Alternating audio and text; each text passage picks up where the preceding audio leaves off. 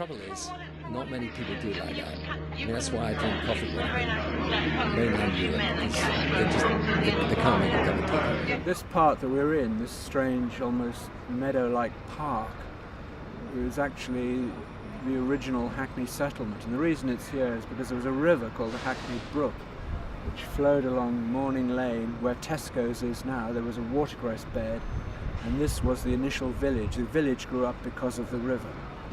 And this was really the epicenter of life in the borough.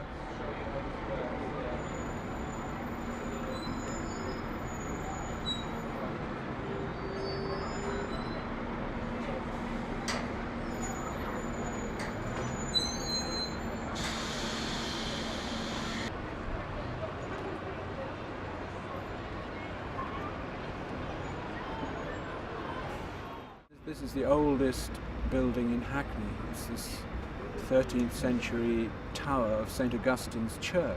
And St. Augustine was more or less forgotten about. It stands there like a strange stump sitting in the ground. It's lost history.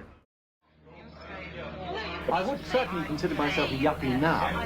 You call yourself a yuppie? Yes, very much so. I'm deadly keen to be upwardly mobile. The tower itself had a kind of identity that nobody wanted to take down. They wanted also to preserve a bell tower. The bell itself survived within St. Augustine's tower. So in a sense it's a sort of sounding board for this bell and for the clockwork mechanism that runs the clock, which was the official time of the village of Hackney. It was the only source of time.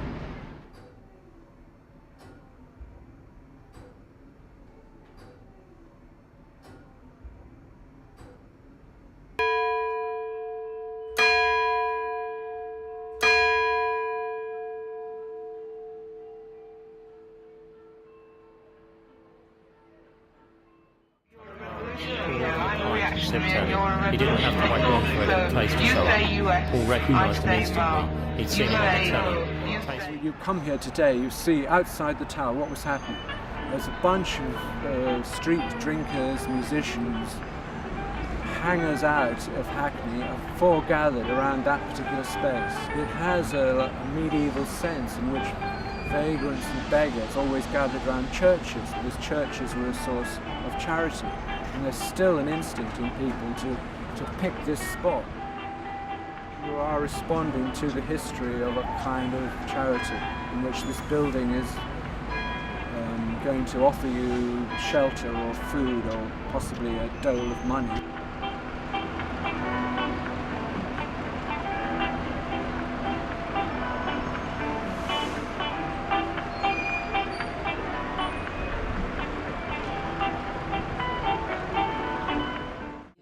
I assume, a joke of sorts, but no, he is simply at this time unable to speak. With the huge development, the first thing that disappears is pavements. You can no longer walk down that street. This thing comes to the edge of the road.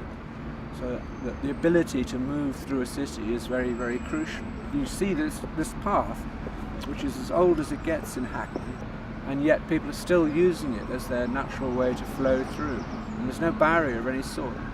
So people are walking the same way they've walked for centuries and centuries. And when you lose that, when you lose this ability to flow and drift, then I think a city is in trouble.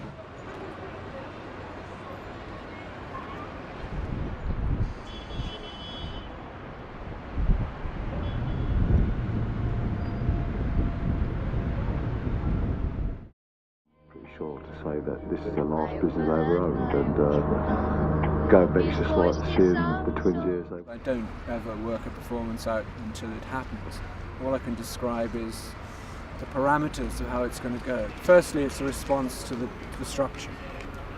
From having some kind of explanation of the history given to you as you come into the entrance, and then as you go up through the tight bore of the tower, on the first floor you'll encounter a sound field in which many voices and memories of Hackney have been articulated into a single structure.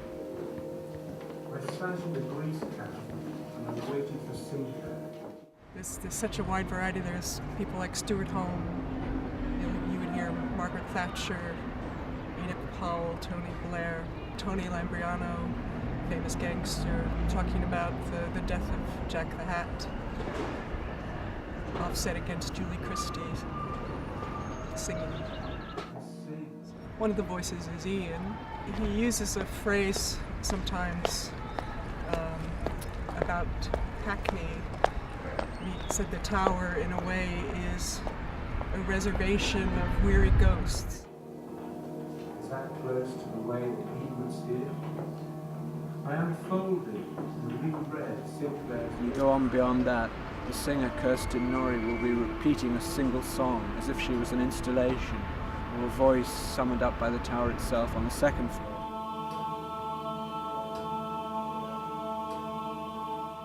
And at the top, on the final floor, I'm going to be again addressing a small audience in the guise of a sort of tour guide and reading brief extracts from my book about Hackney. Of light, the skin of the local is shaken, inclined, turned, twisted, ironed down, winding, spidery darkness, line of McDowell's exertion. And then you finally go through that narrow doorway onto the roof itself, and you see the whole spread of the thing for yourself.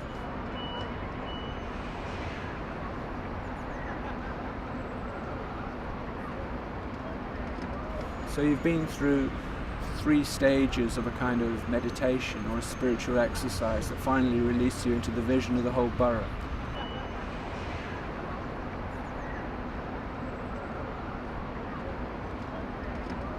The exciting thing of being in there is that you're not able to get into this building every day. It's only a privilege on certain occasions to get inside the building.